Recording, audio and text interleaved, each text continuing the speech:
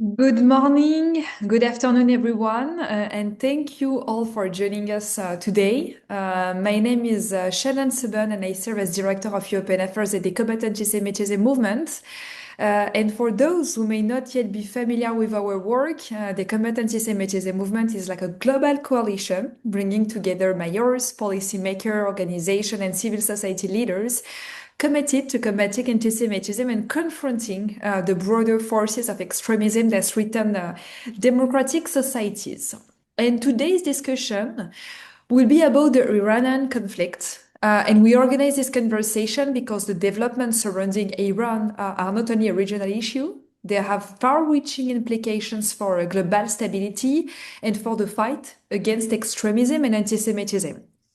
I just would like, before we start, share with you some updates from our Anti-Semitism Research Center.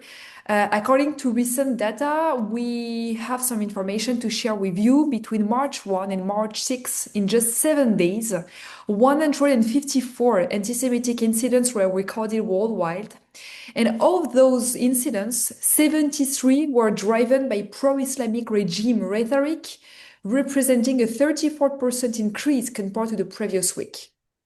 And these figures basically remind us that when extremist regimes escalate tensions, the consequences are often felt far beyond the region, including through rising anti-Semitism across the world.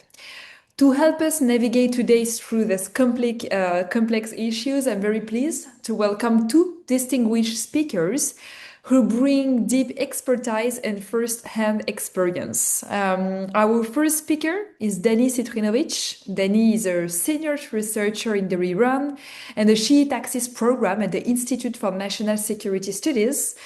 He previously served as the head of the Iran branch in the Research and Analysis Division of Israeli military intelligence, and his work focuses on Iran's strategy doctrine, its regional influence, and the structure of the so-called Shi'ite axis. Thank you, Danny, for being with us.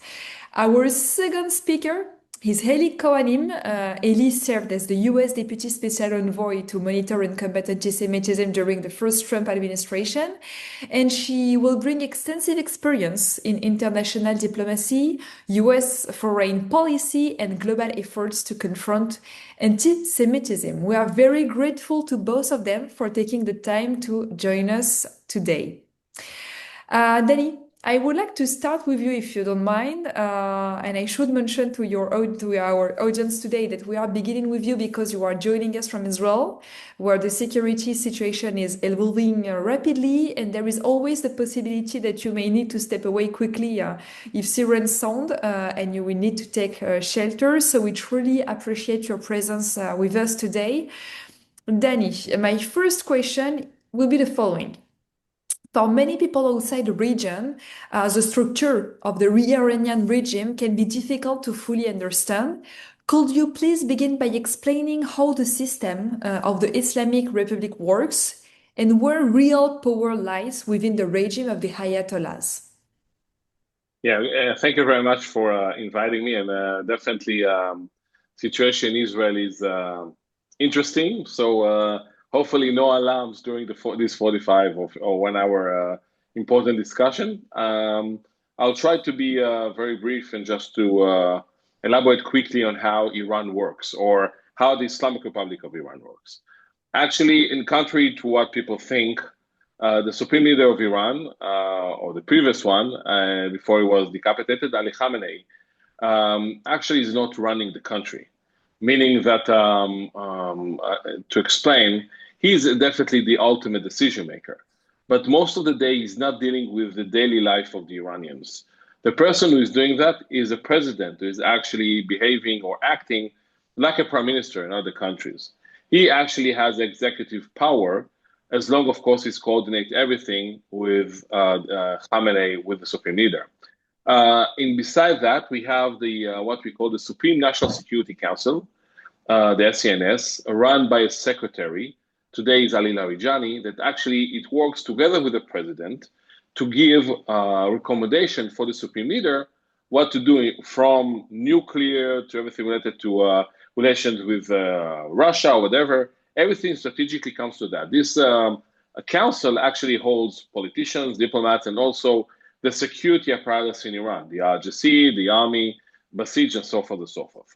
So actually, those are the main mechanisms that run Iran. Of course, they have Majlis, the parliament, that actually oversee these activities, but mainly is less important than those structure. Now, what we have in Iran is actually quite different, because Iran was accustomed to the fact that there is a supreme leader, one person calling the shots. Unfortunately, or fortunately, depends how you look at it. Now you don't have it, meaning that on Saturday, I'll speak about the son, Mujtaba, but on Saturday, Ali Khamenei was decapitated by Israel.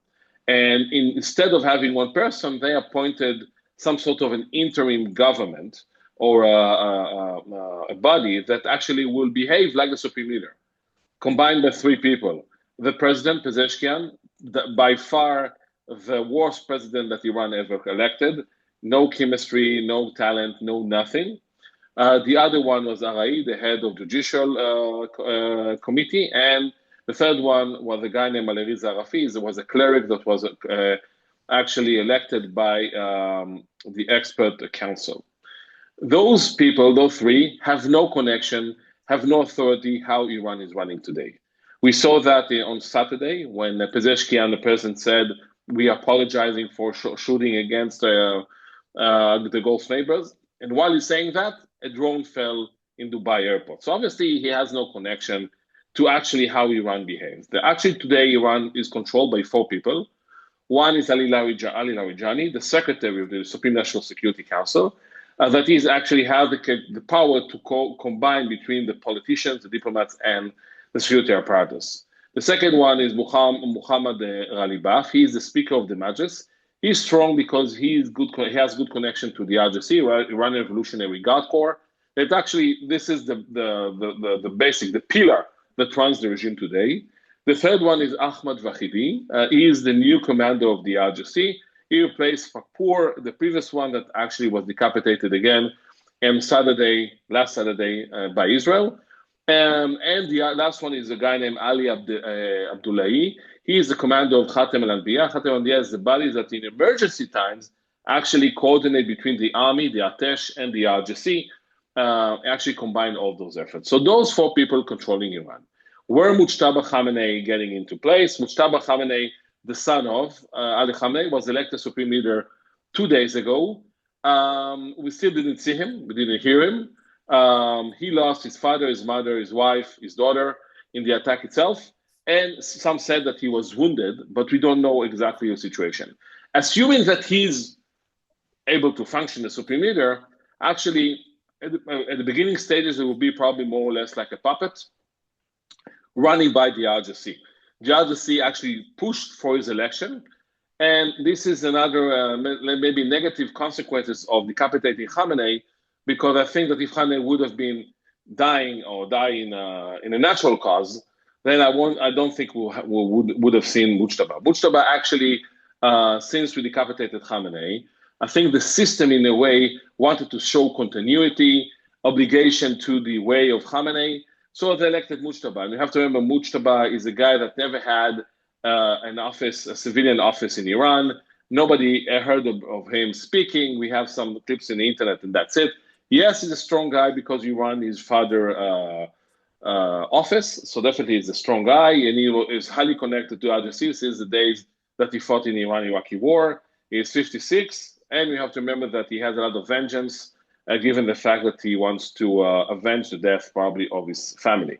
So the thing is that what we have today is still dominance by the RGC and a security apparatus in Iran. We don't know how Mujtaba will behave, but it will take time for him, even if he's okay with his injury or whatever, that it will take time until he'll be able to control Iran, because he doesn't have any experience regarding how to control a country like that, not domestically, not externally. He's probably a bad guy in the way of the ideology of him, but I don't think that he will control Iran. He will have to go to be escorted by the RGC, by Larijani with his experience, and Ghalibaf. That will help him to get into place. So where we're standing now, and you have to say that, is the regime was able to overcome the sheikh from Khamenei's death. It was a big thing, of course, for the regime, not only because Khamenei controlled Iran since 1989, but also from the fact that they were they're used to the fact that they can go to one person and he will decide what to do. And now it's not the case. But they managed to overcome. There are a lot of friction behind the scene because of the fact, that the leader is gone, so everybody's fighting among them. But I think that for them, for now, they managed to overcome it in a way that I don't think that in the near future there is a risk that they will be toppled in a way that will be crumbled from inside. I think that for them, the worst is behind them because they actually managed to control the command control running smoothly in a way that we might think. But problems, of course, they have problems with units and launchers or whatever, including at Azerbaijan, Turkey. But I think that all in all, they managed to control some degree of capabilities. So this is where we stand, and this is actually how Iran works today. Thanks a lot. Thanks a lot, Danny. Really valuable. Thanks a lot for giving us this overview. My next question, Danny, will be about, like the tentacles of the Iranian regime across the region. We know that today Iran operates through like a network of proxies from Hezbollah to various militias across the Middle East. Could you please explain us the history of how this network was built and how it functions today? Of course. I have to say one thing, that Iran is working not only in the Middle East. I will emphasize the Middle East, but Iran has capabilities to operate in Europe, in Africa, Latin America, even Australia, that like we saw a couple of months ago. So when we are talking about combating the Iranian activity worldwide, we shouldn't focus only on the Middle East. Now, what is the notion of what we call the axis of resistance? The axis of resistance actually was built by a guy named Qasem Soleimani. He was the commander of the Quds Force, the element within the RGC that is in charge of exporting the revolution. But the notion was that in order to make sure that Iran won't be faced with enemies in their own country, meaning in their own soil, so you have to push the enemies back, you have to threaten them, you have to build a deterrence equation against them. The best way for them to do that is by giving the enemies of Israel and the US in the region, from the Shi'ite militias in Iraq, the Houthis in Yemen, and of course Hezbollah in Lebanon, and supporting what we had Bashar al-Assad in Syria.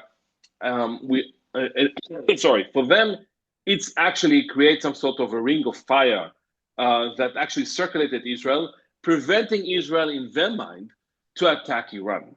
So in order to do so, they gave them money, they gave them weapons, training, whatever they need in order to build the capacity. So Iran earned twice. They don't have to defend their own country, or what they thought. And eventually the deterrence is such that Israel will think twice whether to attack Iran. Now, actually, it worked for them because the fact that Israel didn't attack in Iran previously, it's not only because the Iranian might, but definitely because of Hezbollah might. Now, what we had after 7th of October, dramatic change in a way that after the horrendous attack that we suffered from Hamas 7th of October, that was, of course, part of this axis. It was very interesting because Hamas, it's a Sunni organization. Of course, Iran is a Shia, but they supported Hamas because they had the same enemy, meaning Israel. So eventually, when they attacked them and Israel retaliated and actually managed to weaken the axis completely, that was the main reason, or one of the reasons, that Israel decided to attack in Iran, because eventually you didn't have the access to retaliate. What we have today, I'll say that quickly, and is an unfortunate event that Iran managed again to force or to ask, we don't know exactly how things actually close behind closed doors, but eventually we see the Shiite nations in Iraq, some of them, like Kataib, Hezbollah, and Nujaba, and others joining the fight, attacking the US presence in Iraq, attacking Jordan, attacking Kuwait, attacking the Gulf states.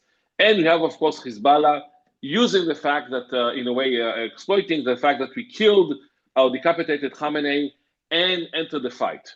We still have the Houthis not getting into the war because I think they still think that Iran can manage alone. They hesitate because they assume that the price they're going to pay is high. But if the war will continue, I have no doubt they will join as well.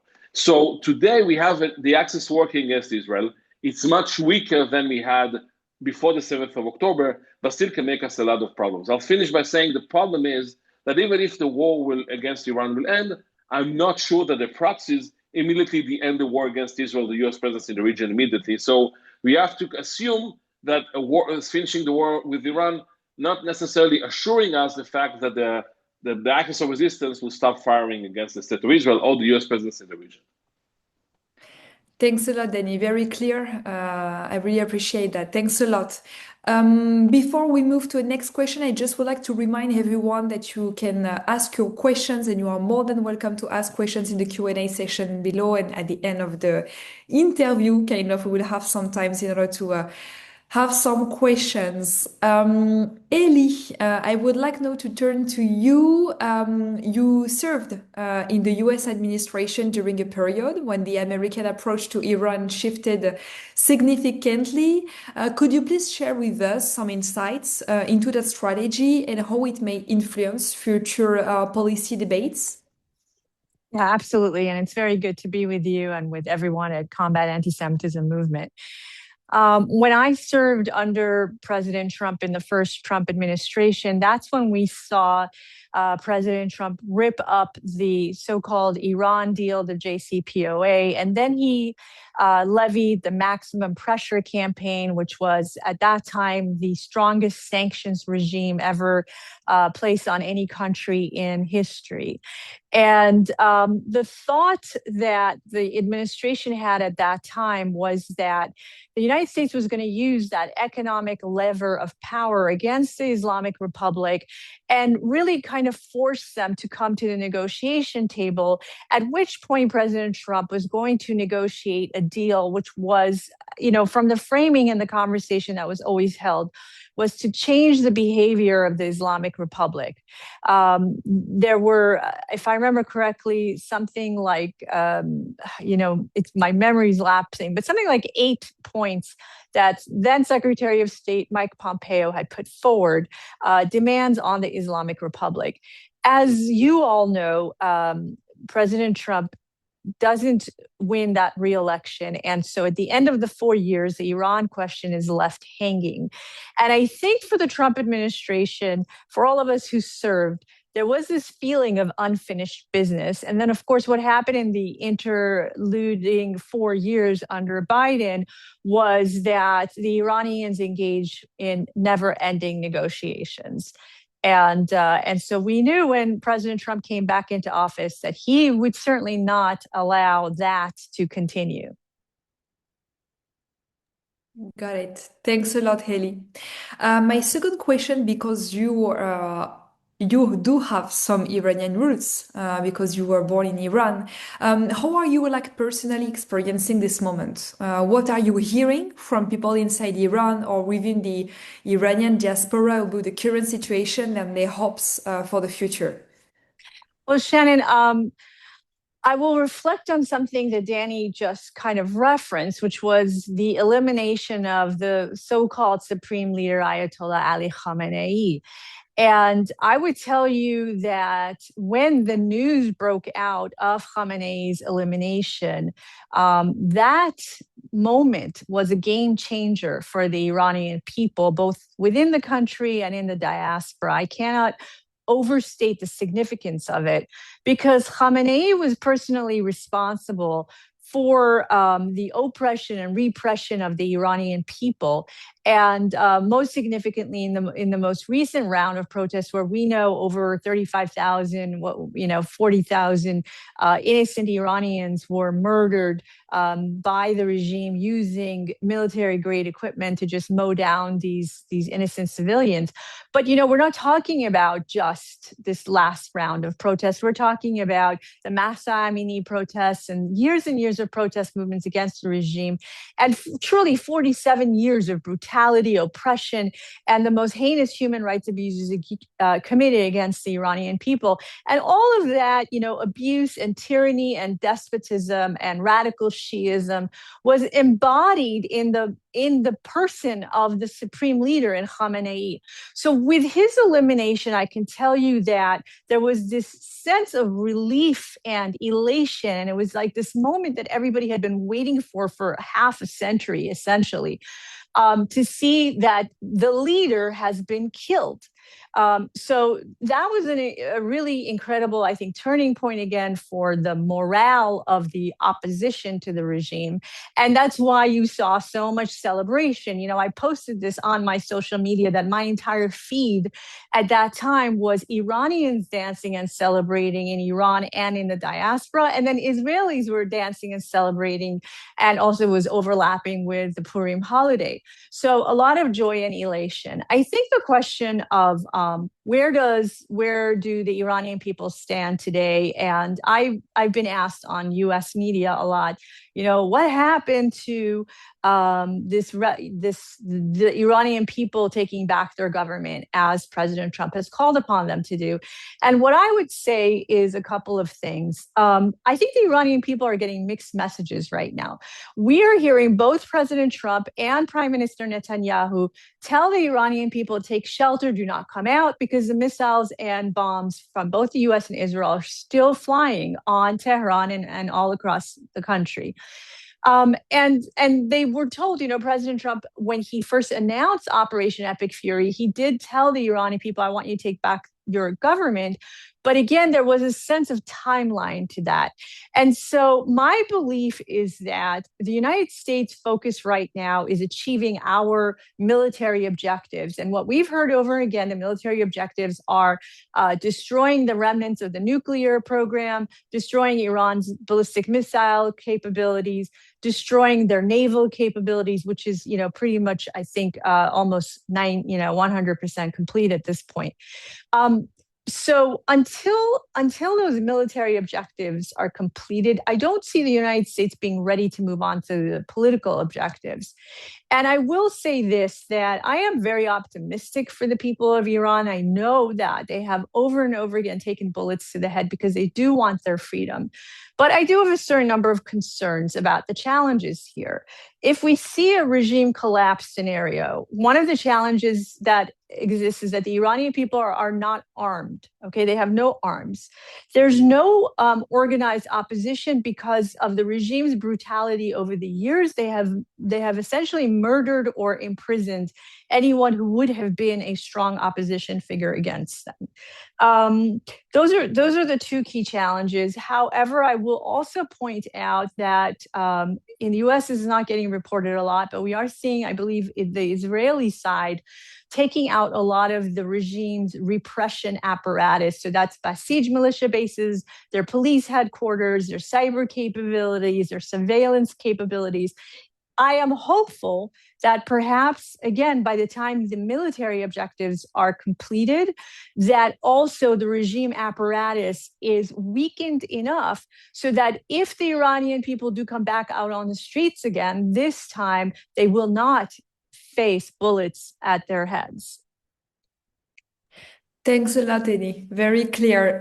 Before we move to the next question, I just would like to have maybe one question from the public, from the audience, because Danny may have to go. It's a question about Mojtaba Khamenei. Danny, the question, is the following. I have since stated that Mojtaba Khamenei is more radical and strict than his father was. If he does assume control of Iran, what will the implications of that for Israel? Will we be seeing a stronger Muslim Brotherhood and rejuvenated proxies? Well, yeah, I'm sorry that I don't have a good news for that.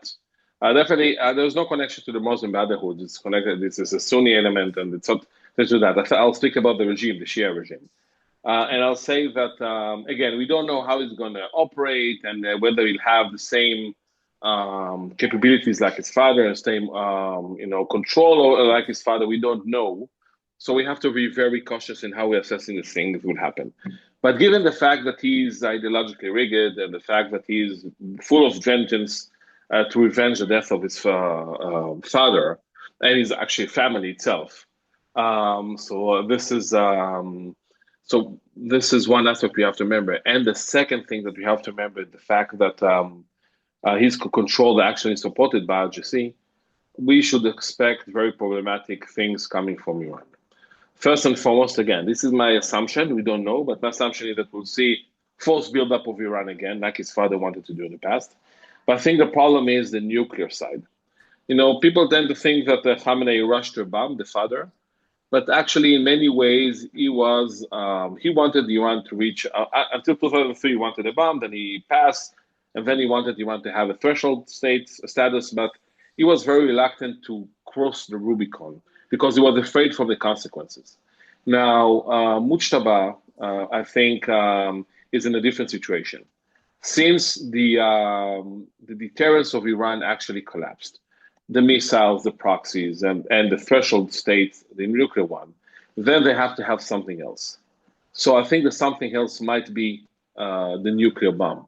Now, there are the 440 kilos of enriched uranium for 60%.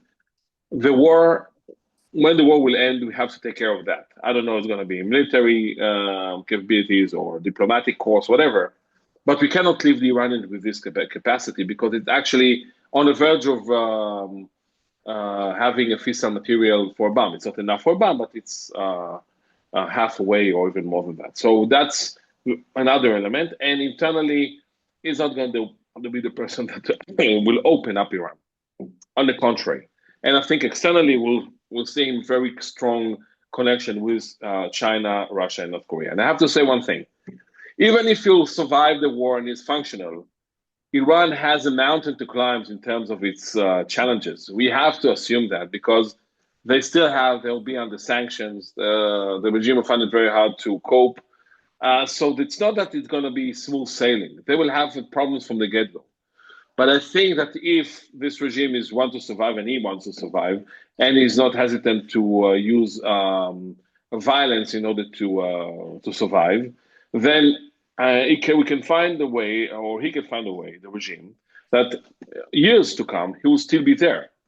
A lot of problems that you'll have to tackle with security one, economical one, diplomatical one, whatever, but still be there. And if he actually will fulfill what we think based on his background, then I think that we have many problems. There will be a force to be reckoned with, and the possibility of the nuclear issue has to be in focus in terms of how we see things developing toward the future. So unfortunately, I'm not the bearer of good news if Mujtaba really will take control in the way that we think he will. Thank you, Danny. Thanks a lot. I now have a questions because let's move and try to make something more dynamic. I now have a questions for you, Ellie, which is the following. Ellie, how do you see the division between pro and against Trump factions inside of the Jewish community in the USA? So I will, I guess, so is this for specifically, Shannon, do you think this question is specifically about Iran or in general about support for Trump in the Jewish community? I will say something more general, but General. maybe we can also general, the person just told me general, absolutely. Okay. Yes, so what we saw in the 2024 election is that President Trump and the Republican Party actually has seen more support among Jews than I believe any Republican had, or at least for some number of years, and certainly since he had in the 3 elections that he ran in. So we did see an uptick, but of course, Jewish Americans are majority registered Democrats and historically have supported the Democrat Party. I think that the reason why we saw this shift towards President Trump was because under the Biden administration in the post-October 7 era in America, and certainly Combat Antisemitism Movement has been at the forefront of exposing this and working on solutions, was this 400% rise in anti-Semitism that American Jews experienced in the post-October 7 era. And then we saw what I would say was a failure of the Biden administration to confront that anti-Semitism. They allowed this pro-Hamas movement to run wild on our city streets, on our university campuses, and Jews were being assaulted and harassed and attacked. And all of this, again, was happening under the Biden administration. And there was a real sense, I think, within American Jewry that something had to change. that this administration and I would say mostly the major Jewish population centers in the United States are in Democrat-run cities and Democrat-run states. And we also saw these local officials failing to protect the Jewish community. So I think that in the last election, there was a sense that we could not maintain the status quo. And that was something that I personally argued for. And so we did see an uptick of support for President Trump. My hope is that American Jewry right now is also observing that Donald Trump is the president who, after 4 years of failed foreign policy towards the Islamic Republic of Iran, which was the one country that posed an existential threat to Israel, that it's Donald Trump who is now confronting and defeating that one threat. So I hope that we will see possibly an opening of minds among American Jews for the Republican Party, which I will be very honest, I am a very strong member of. Thank you, Ellie. My next question, Ellie, is for you, and it's more about the human rights violation. We all know that the Iranian regime has been widely criticized for serious human rights violation, to say the least, including repressions against women, journalists, political dissidents, and members of the LGBTQ community. Could you please help us understand the scale of these human rights violations and how they shape the reality of daily life under the regime? Yeah, this is an excellent question. The Islamic Republic regime is one of the most human rights abusing regimes, governments anywhere in the world, if you can call them that. They have one of the highest execution rates of any country in the world. And basically part of the way that the regime has maintained their grip on power has been by abusing its population. And what I will point out is that nobody in Iran has been spared these abuses, other than those who are just very closely tied into the regime itself. But so we're talking about, if you think about Mahsa Amini, the young woman whose hijab had slipped and she wound up getting murdered and set off the last round of protests, she was a religious Muslim woman, and she was in fact wearing her hijab. It was that her hijab had slipped slightly when the regime officials went about to murder her. And so the regime, again, they are abusing the rights of every religious minority, every ethnic minority. The women, of course, are the biggest victims of this regime. They live under a system of gender apartheid in Iran, so that women are officially second-class citizens. And again, we know that they have the mandatory hijab. They have so-called morality police that are monitoring women and women's behavior on the streets all the time. And so the human rights oppression in Iran is documented by human rights organizations as being some of the most heinous. Just to give you a little bit more of a breakdown on that, the regime even persecutes lawyers who represent clients who have, committed whatever sins the regime accuses them of. So imagine that even the attorneys who try to protect citizens through the legal system, they wind up in political prisons. There's really no population in Iran that has been spared. And that is part of the reason why you do see protest movements come up over and over again, because this is the greatest victims of the Islamic Republic of Iran, without a doubt, are the Iranian people. Thanks a lot, Ellie. I will now have another questions from the audience. For you, Ellie, what are the main strategic conflicts of Israel and the US? For example, the US didn't want to have oil infrastructure destroyed in order to have possibly a post-regime future with a strong economy, or the stronger wish of Israel to have a real regime change, which doesn't threaten the region and Israel. Are there other differences, and what are, according to you, Ellie, the consequences of these different strategic objectives for the war? Well, let me start by saying that certainly every country has its own national security and other interests, but we would be remiss if we did not notice the incredible side-by-side, wing-to-wing, I like to call it, military campaign that we're seeing right now between Israel and the United States. And what a testament to the strength of that U.S.-Israel bilateral relationship. Frankly, I challenge the audience, can you think of any other military that could do what Israel is doing right now with the United States? I don't think we have another ally that can do what the Israelis are doing right now. And so I think let's first focus on that positive. But in terms of where our national security interests might diverge, yes, there was some pushback on Israel taking out what I understood were some fuel depots in Tehran, and the visuals were very apocalyptic. I don't know if the communication between the two sides was clear, because the reporting in the United States would indicate that those were oil energy facilities. And again, what I understood was that those were depots, and it was what the IRGC was using, and so on. So, I think maybe a minor misunderstanding between the two sides. The question of regime change, I think, is a good question.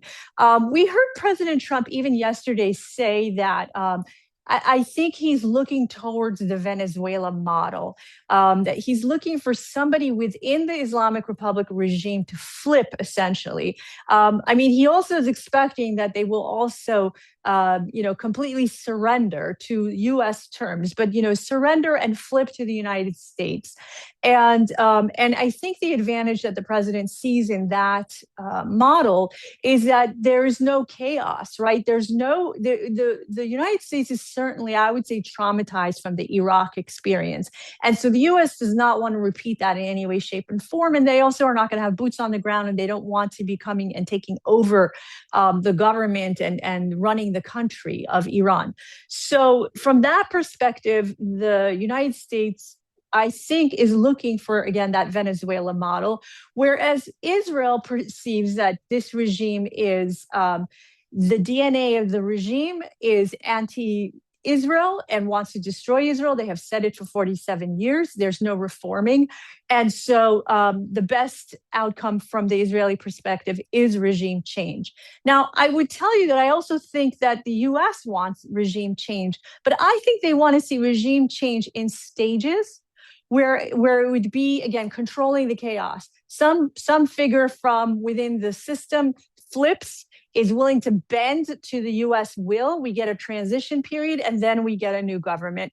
I think that from the Israeli perspective, they would prefer to see immediate collapse. The Iranian people rise up, and we see a new government in Iran from the outset that is no longer hostile and up to their nefarious activities. Yeah, absolutely. Thanks a lot, Ellie. Unfortunately, Danny was called up for an urgent issue at the ANSS. So maybe, Ellie, you can answer the following question, which is also for you, by the way. The next question is about, it's the following. What's, according to you, the long-term outlook for world conflicts? Can the US and Israel expect peaceful times, or will it be forever fighting, wars, and resistance? Let's try to bring some hope. Yeah, I am optimistic about the outcome of Operation Epic Fury, because what we know, the military objectives that have been laid out, and I heard Danny say that we're not there, and I don't think we are there, but the objectives that were laid out by the President Trump was destroying the remnants of the Iranian nuclear program, the ballistic missile program, and their naval capacity. And also there has been talk about ending the terror, the support for the terror proxies, the terror activity. We know that the Trump administration is committed to those military objectives. We've heard this over and over again from President Trump, from Secretary of War Pete Hegseth, this morning from Admiral Kane. And so when you understand those military objectives, what you know is that at the end of Operation Epic Fury, the Islamic Republic of Iran will no longer pose a threat to Israel, to the region, and to the United States of America. And so that is an optimistic picture. Will we have someone governing who we all would like to see? I don't know. But whoever it is will no longer pose a threat. And I think that is a cause for celebration. Got it. Thanks a lot, Ellie. I just would like to remind that we will still have like 5 minutes if some of you would like to ask some questions over the chat. And my next question, Ellie, would be more like from a strategy perspective. How should we like understand Iran's current military posture and ambitions in the region? And like, do you think that at some point we could have avoided this war by any chance? Like some people, especially I'm talking from France and from Europe, basically, do say that no, we should have maybe avoid this war. It's not needed. And at the end, what's your view on this? And what's your understanding of the vision of the war? Well, Shannon, I think that prior US presidents, and I referenced this earlier, have tried different strategies. And even President Trump, before launching Epic Fury, was really having his envoys, Steve Witkoff and Jared Kushner, negotiate with the Iranians in good faith. And what Steve Witkoff has come back and told us in the American media is that the Iranians came into that negotiation and they bragged to him that they have this hidden 400 kilograms of the enriched uranium, and they said it's enough for 11 nuclear bombs.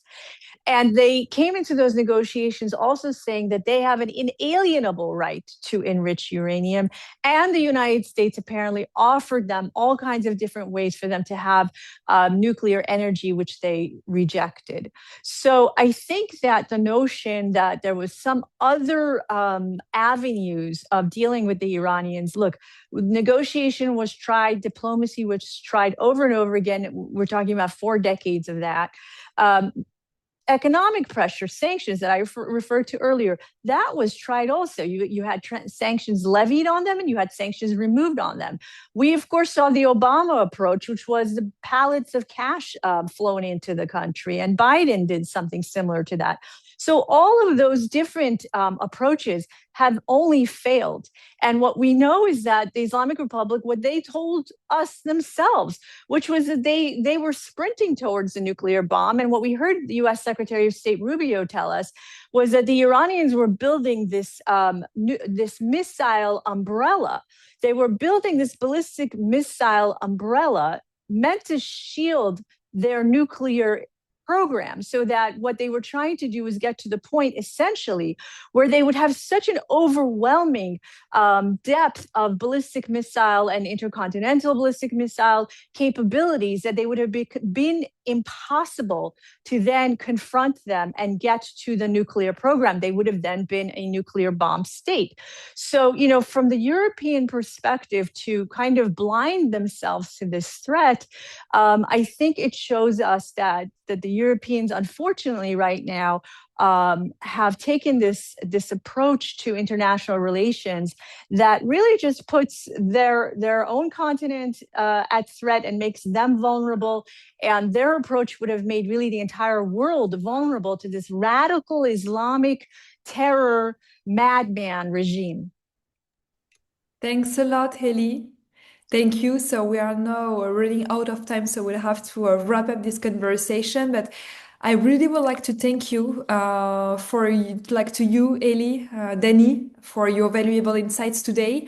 That shows that the conflict involving Iran is not only a regional issue through its networks and proxies. We can definitely think that the Iranian regime has a direct impact on the stability in the Middle East and beyond, including in Europe. And as the tensions escalate, I think that we can definitely say that we can see a rise in anti-Semitic incidents around the world, as I shared at the beginning of our security briefing. And this is why such discussions are essential. And be sure that at the Combat Antisemitism Movement, we believe that confronting antisemitism also means confronting extremist forces that fuel it. So thank you again to both of you, Ellie and Danny. Thank you, all of you, for joining us today, and let's speak soon for another briefing. Thanks a lot. It was great to be with you. Thank you.